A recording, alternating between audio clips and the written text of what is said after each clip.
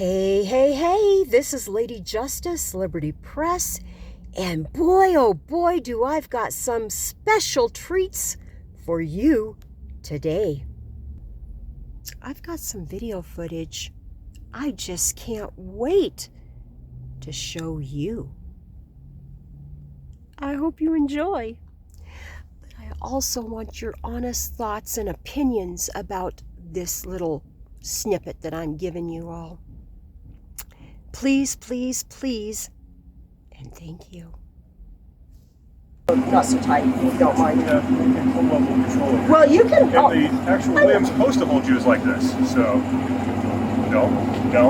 You don't need to try to twist my wrist. That's the. You don't need to twist that's the my policy wrist. he was trying to be.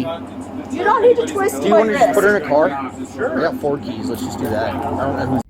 The first video footage is, in fact, of Officer Russell Brown, Aurora PD, no longer working for Aurora PD.